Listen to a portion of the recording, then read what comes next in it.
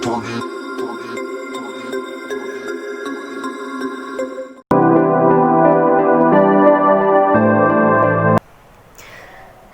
વિદ્યાર્થી મિત્રો, આશાદીપ ઇન્ટરનેશનલ સ્કૂલના ઓનલાઈન એજ્યુકેશનમાં તમારું હાર્દિક સ્વાગત છે. ધોરણ 5 ગુજરાતી. તો હવે આપણે વિદ્યાર્થી મિત્રો અહીંયા આપણે આપણો પાઠ 2 જોયો, બરાબર છે, સાચું સુખ. હવે તેમાં આપણે શું જોયું તો કે તેમાં આપણે સમજ્યા કે 2 ચકલીઓ હતી, બંનેનો સ્વભાવ અલગ અલગ હતો, બરાબર. તેમાં ખુશ્બુ અને દયાક્ષી નામની 2 ચકલી હતી. ખુશ્બુ હતી તે હંમેશા ખુશ રહેતી અને દયાક્ષી હતી તે હંમેશા દુઃખી રહેતી. પછી છેલ્લે તેને સમજ પડે છે કે આપણે હંમેશા સંતોષ રાખવો જોઈએ, બરાબર. તેવું આપણે આ પાઠમાં જોયું. તો આજે આપણે અહીંયા પાઠ 2 સાચું સુખનું સ્વાધ્યાય જોવાનું છે, તેના પ્રશ્નો જોવાના છે. તો તમારે સૌથી પહેલાં શું કરવાનું છે તો કે આપણે જ્યારે આ પાઠ સમજ્યા હતા તેમાં અઘરા શબ્દો આવ્યા હતા, બરાબર છે. તો તે તમારે સૌથી પહેલાં તમારી નોટમાં લખવાના છે અને પછી તમારે તૈયાર કરવાના છે. તો આજે આપણે અહીંયા સ્વાધ્યાય જોઈશું. તેમાં સૌથી પહેલાં હું તમને પ્રશ્ન પૂછીશ, બરાબર, અને તમારે તેનો જવાબ વિચારવાનો રહેશે અને પછી હું તમને તેનો ઉત્તર જણાવીશ. ઓકે, તો તૈયાર છો ને વિદ્યાર્થી મિત્રો? તો ચાલો આપણે હવે સ્વાધ્યાય જોઈએ. હવે આવે છે વાત પ્રશ્નોની. તો વાત પ્રશ્નોની તેમાં શું આવશે તો કે તેમાં તમને લોકોને સવાલ જવાબ પૂછવામાં આવશે, જેમ કે 1 વાક્યના સવાલ જવાબ, 2-3 વાક્યના સવાલ જવાબ, બરાબર છે. તો હવે આપણે અહીંયા સવાલ જવાબ જોઈશું. તો આપણો અહીંયા પહેલો પ્રશ્ન છે, નીચે આપેલ પ્રશ્નોના ઉત્તર લખો, બરાબર. તેનો પહેલો સવાલ છે, ખુશ્બુ ખુશ કેમ રહેતી હતી? ખુશ્બુ ખુશ કેમ રહેતી હતી? તો તેનો ઉત્તર છે, ખુશ્બુ ખુશ રહેતી હતી કારણ કે તે બધી વસ્તુમાં સંતોષ માનતી હતી. ખુશ્બુ ખુશ રહેતી હતી કારણ કે તે બધી વસ્તુમાં સંતોષ માનતી હતી. હવે આપણો બીજો પ્રશ્ન છે, દુઃખી દયાક્ષી પ્રભુને શું ફરિયાદ કરતી હતી? દુઃખી દયાક્ષી પ્રભુને શું ફરિયાદ કરતી હતી? તો કે તેનો ઉત્તર છે, દુઃખી દયાક્ષી પ્રભુને ફરિયાદ કરતી હતી કે ભગવાને તને મજબૂત માળો આપ્યો છે અને મને તો કાચો માળો આપ્યો છે. દુઃખી દયાક્ષી પ્રભુને ફરિયાદ કરતી હતી કે ભગવાને તને મજબૂત માળો આપ્યો છે અને મને તો કાચો માળો આપ્યો છે. હવે આગળ આપણો ત્રીજો પ્રશ્ન જોઈશું. તો કે સવાલ 3, વાવાઝોડાની ખુશ્બુ અને દયાક્ષીના માળા પર શી અસર થઈ? વાવાઝોડાની ખુશ્બુ અને દયાક્ષીના માળા પર શી અસર થઈ? વિચારો જોઈએ. તો કે તેનો ઉત્તર છે, વાવાઝોડામાં ખુશ્બુનો માળો ટકી રહ્યો, બરાબર. ખુશ્બુએ ખૂબ મહેનતથી માળો બનાવ્યો હતો, તેથી તેનો માળો ટકી રહ્યો. જ્યારે દયાક્ષીએ પરાણે માળો બનાવ્યો હતો, બરાબર છે, તેથી તેનો માળો તૂટીને ઉડી ગયો. વાવાઝોડામાં ખુશ્બુનો માળો ટકી રહ્યો, જ્યારે દયાક્ષીનો માળો તૂટીને ઉડી ગયો. હવે આપણો પછીનો પ્રશ્ન છે, પ્રશ્ન 4, સુખી ખુશ્બુએ દુઃખી દયાક્ષીને શું સમજાવ્યું? સવાલ નંબર 4, સુખી ખુશ્બુએ દુઃખી દયાક્ષીને શું સમજાવ્યું? તો કે તેનો ઉત્તર છે, સુખી ખુશ્બુએ દુઃખી દયાક્ષીને સમજાવતા કહ્યું કે બહેન, ભગવાને તને અને મને બધું સરખું આપ્યું છે, પરંતુ તું બીજા પ્રાણીઓને જોઈને ઈર્ષા કરે છે અને હું ભગવાને જે આપ્યું છે તેમાં સંતોષ માનું છું. ફરીથી સુખી ખુશ્બુએ દુઃખી દયાક્ષીને સમજાવતા કહ્યું કે બહેન, ભગવાને તને અને મને બધું સરખું આપ્યું છે, પરંતુ તું બીજા પ્રાણીઓને જોઈને ઈર્ષા કરે છે અને હું ભગવાને જે આપ્યું છે તેમાં સંતોષ માનું છું. હવે પછીનો આપણો સવાલ છે સવાલ નંબર 5. દુઃખી દયાક્ષીએ કયો સંકલ્પ કર્યો? દુઃખી દયાક્ષીએ કયો સંકલ્પ કર્યો? તો તેનો ઉત્તર છે દુઃખી દયાક્ષીએ સંકલ્પ કર્યો કે હું જે વસ્તુ મળશે તેમાં સંતોષ માનીને આનંદથી રહીશ. દુઃખી દયાક્ષીએ સંકલ્પ કર્યો કે હું જે વસ્તુ મળશે તેમાં સંતોષ માનીને આનંદથી રહીશ. પછીનો આપણો પ્રશ્ન છે સવાલ નંબર 6. દુઃખી દયાક્ષીએ ભગવાનને પ્રાર્થના કરતા શું કહ્યું? દુઃખી દયાક્ષીએ ભગવાનને પ્રાર્થના કરતા શું કહ્યું? તો કે તેનો ઉત્તર છે દુઃખી દયાક્ષીએ ભગવાનને પ્રાર્થના કરતા કહ્યું કે તમે જે કરો છો તે સારા માટે જ કરો છો. ફરીથી દુઃખી દયાક્ષીએ ભગવાનને પ્રાર્થના કરતા કહ્યું કે તમે જે કરો છો તે સારા માટે જ કરો છો. પછીનો આપણો સવાલ છે સવાલ નંબર 7. આ પાઠમાં તમે કોના ગુણથી પ્રભાવિત થયા છો? શા માટે?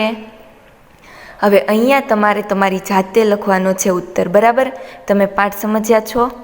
બરાબર? તો તેનો ઉત્તર તમારે જાતે લખવાનો છે. અને અહીંયા મારો ઉત્તર છે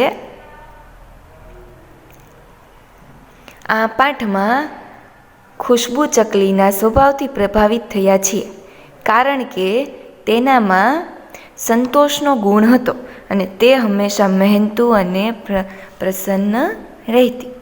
ફરીથી આ પાઠમાં અમે ખુશ્બુ ચકલીના સ્વભાવથી પ્રભાવિત થયા છીએ, કારણ કે તેનામાં સંતોષનો ગુણ હતો અને તે હંમેશા મહેનતુ અને પ્રસન્ન રહેતી. બરાબર? અહીંયા આપણા સવાલ જવાબ પૂર્ણ થાય છે. હવે આપણે આગળ નવો પ્રશ્ન જોવાનો છે. તો કે હવે આપણો અહીંયા પ્રશ્ન છે નીચેના માળામાં ખુશ્બુ અને દયાક્ષીના ગુણો ભેગા થઈ ગયા છે, તેને જુદા પાડીને લખો. હવે અહીંયા આપણે વર્ગીકરણ કરવાનું છે. બરાબર? તો અહીંયા પહેલાં આપણે જોઈશું કે માળામાં કયા કયા ગુણો આપેલા છે. સૌથી પહેલાં છે સંતોષી. બરાબર? હવે અહીંયા આપણને 2 ગુણ આપેલા છે. તેમાં એક છે ખુશ્બુના ગુણ અને બીજું છે દયાક્ષીના ગુણ. બરાબર? તો હવે તમારે જણાવવાનું છે. આપણે એક એક અહીંયાથી લેતા જઈશું અને બંનેમાં અલગ અલગ ગુણમાં મૂકતા જઈશું. બરાબર? તો સૌથી પહેલાં છે સંતોષી. સંતોષી કોણ હતું? હા, ખુશ્બુ. સંતોષી કોણ હતું? ખુશ્બુ હતી. તો ખુશ્બુના ગુણમાં લખશું સંતોષી. બરાબર? પછી બીજું લખ્યું છે આળસુ. તો આળસુ કોણ હતું? તો કે દયાક્ષી. તો આપણે આળસુ લખશું દયાક્ષીના ગુણમાં. પછી છે મહેનતી. મહેનતી કોણ હતું? ખુશ્બુ. તો મહેનતી લખશું આપણે ખુશ્બુના ગુણમાં. પછી છે પરિશ્રમી. તો કે પરિશ્રમી કોણ હતું?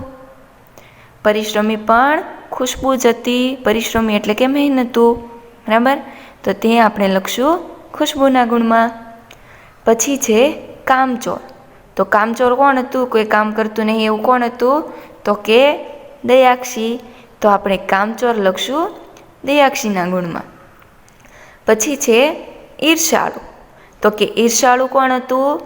તો ઈર્ષાળુ દયાક્ષી હતી. તો આપણે લખશું દયાક્ષીના ગુણમાં. પછી છે ધૈર્યવાળી. ધૈર્ય એટલે ધીરજ રાખનારી. બરાબર? તો ધીરજ રાખનારી કોણ હતી? તો કે ખુશ્બુ. તો આપણે લખશું ખુશ્બુના ગુણમાં. પછી છે સમજુ. તો સમજુ કોણ હતું? તો સમજુ ખુશ્બુ હતી. તો તે લખશું આપણે ખુશ્બુના ગુણમાં. પછી ગપોડી એટલે કે ગપ્પા મારતી અને નકરી વાત કરતી, તેને ગપોડી કહેવાય. તો તે આપણે લખશું દયાક્ષીના ગુણમાં. પછી છે અસંતોષી. જેને બિલકુલ સંતોષ જ થતો ન હતો, તે દયાક્ષી હતી. તો આપણે તે લખશું દયાક્ષીના ગુણમાં. સમજ પડી બાળ મિત્રો? ઓકે, તો ચાલો હવે આપણે આપણો બીજો પ્રશ્ન જોઈશું. તો પછી છે પ્રશ્ન 3. કોણ બોલે છે તે લખો. બરાબર, અહીંયા તમે લોકો પાઠ સમજ્યા છો, તેમાં કોણે કયું વાક્ય બોલ્યું છે તે તમારે અહીંયા લખવાનું રહેશે. બરાબર, તો સૌથી પહેલાં આપણે જોઈશું પહેલું વાક્ય. પ્રભુ મને આપવાનું ભૂલી ગયા છે. આવું કોણે કહ્યું હતું? પ્રભુએ કોને નહોતું આપ્યું? આપ્યું તો દરેક નહોતું, પણ સંતોષ કોને ન હતો થયો? તો કે તેનો ઉત્તર છે દયાક્ષી. દયાક્ષીએ કહ્યું હતું ને કે પ્રભુ મને આપવાનું ભૂલી ગયા છે. ઓકે, તો હવે આપણે જોઈશું બીજો વાક્ય. હું ભગવાને જે આપ્યું છે તેમાં સંતોષ માનું છું. આવું કોણે કહ્યું હતું? ખુશ્બુએ. કોણે કહ્યું હતું? ખુશ્બુએ. તો તેનો ઉત્તર છે ખુશ્બુ. બરાબર, હવે ત્રીજું વાક્ય. હું જે વસ્તુ મળશે તેમાં સંતોષ માનીને આનંદથી રહીશ. પછી છેલ્લે છેલ્લે કોણે સમજાણું કે મહેનત જ કરવી જોઈએ અને સંતોષી રહેવું જોઈએ? પછી કોણે કહ્યું હતું કે હું જે વસ્તુ મળશે તેમાં સંતોષ માનીને આનંદથી રહીશ? તો કે તેનો ઉત્તર છે દયાક્ષી. બરાબર, ઓકે, તો હવે આપણે આપણા આગળના પ્રશ્ન તરફ વધીશું. ચાલો, હવે પછીનો પ્રશ્ન છે, નીચે આપેલા શબ્દોને વર્ણમાળાના ક્રમના આધારે ગોઠવો. હવે વર્ણમાળાના ક્રમના આધારે સમજ્યા હતા. બરાબર, વર્ણમાળામાં સ્વર અને વ્યંજનના આધારે ગોઠવવાનું હોય. તમે લોકો ગણિતમાં કેવી રીતે અસેન્ડિંગ ઓર્ડરમાં તમે લોકો ગોઠવો છો? બરાબર, અરેન્જ કરો છો. તેમાં સૌથી પહેલાં 1 આવે તો નાની સંખ્યા, પછી મોટી. તેવી જ રીતે સૌથી પહેલાંમાં સ્વર આવશે. બરાબર, પછી આવે વ્યંજન. તો શબ્દનો પહેલો અક્ષર જોવાનો અને જે સૌથી પહેલાં આવતું હોય તેને આપણે પહેલાં ગોઠવવાનું છે. તો હવે અહીં આપણી પાસે 6 શબ્દો છે. તેમાં સૌથી પહેલાં લખ્યું છે શરીર, સમય, ટપાલી, હાથ, યતિ, ફેણ. બરાબર, હવે અહીંયા તમને લોકોને સ્વર દેખાય છે? તો કે નહીં. તો આપણે વ્યંજનથી શરૂઆત કરશું. તો વ્યંજનમાં કથી શરૂઆત થાય. ક, ખ, ગ, ઘ, ચ, છ, જ, ઝ, ટ, ઠ. ટ આવ્યું તો ટ ઉપરથી શું છે? ટપાલી. તો સૌથી પહેલાં આપણે ટપાલી લખીશું. પછી ટ, ઠ, ડ, ઢ, અણ, ત, થ, દ, ધ, ન, પ, ફ. ફ આવ્યું તો ફ ઉપરથી શું છે? ફેણ. તો બીજા નંબરમાં ફેણ લખીશું. બરાબર, પછી છે બ, ભ, મ, ય, ય. ય ઉપરથી યતિ આવ્યું તો કે યતિ લખીશું. બરાબર, પછી ર, લ, વ, શ. તો શ શરણાઈનો શ, તેના ઉપરથી લખ્યું છે શરીર. તો પછી શરીર. પછી આવશે સમય અને પછી હાથ. બરાબર, તો ચલો આપણે તેના ઉત્તર જોઈએ. જુઓ, લખ્યું ટપાલી, ફેણ, યતિ, શરીર, સમય અને હાથ. સમજાઈ ગયું? ઓકે, ચાલો હવે આપણે આગળ વધીએ. તો આપણો પછીનો પ્રશ્ન છે, વિરોધી શબ્દ લખીને વાક્ય બનાવો. બરાબર, સૌથી પહેલાં તમને પ્રશ્ન પૂછેલા છે વિરોધી. જે શબ્દ છે તેનો વિરોધી શબ્દ લખવાનો અને તેનો જે ઉત્તર છે, જે વિરોધી શબ્દ આવ્યો છે તેના ઉપરથી વાક્ય બનાવવાના છે. બરાબર, તો હવે આપણે જોઈશું વિરોધી શબ્દ. સૌથી પહેલું છે હિંસા. તો તેનું વિરોધી થાય અહિંસા. તો અહીંયા આપણે અહિંસા ઉપરથી વાક્ય જોઈશું. ગાંધીજી અહિંસાના પૂજારી હતા. બરાબર, પછી બીજું છે સંતોષી. તેનું વિરોધી છે અસંતોષી. તો હવે તેનું વાક્ય જોઈશું. રાજુ અસંતોષી છે. એવું જરૂરી નથી અહીંયા જે વાક્ય આપેલા છે તે જ લખવાના. તમે તમારી મુજબ પણ લખી શકો છો. બરાબર, હવે છે દુઃખી. તો તેનું વિરોધી છે પ્રસન્ન. તેનું વાક્ય છે રામ હંમેશા પ્રસન્ન રહે છે. પછી છે સાંજ. એનું વિરોધી છે સવાર. તો તેનું વાક્ય છે સવારે વહેલા ઉઠવું જોઈએ. પછી છે હારવું, એનું વિરોધી છે જીતવું. અને તેનું વાક્ય છે હંમેશા જીતવું જરૂરી નથી. પછી છે શાંત, અને તેનું વિરોધી છે અશાંત. અને તેનું વાક્ય છે આજે રાજાનું મન અશાંત છે. બરાબર. હવે પછીનો આપણે પ્રશ્ન જોઈશું. નીચેના ચિત્રમાં કોના ઘરે છે તે ચિત્ર નીચે લખો. હવે ઘર આપેલા છે, બરાબર. તે કોનું છે તે તમારે ઉત્તર ચિત્ર નીચે જણાવવાનો રહેશે.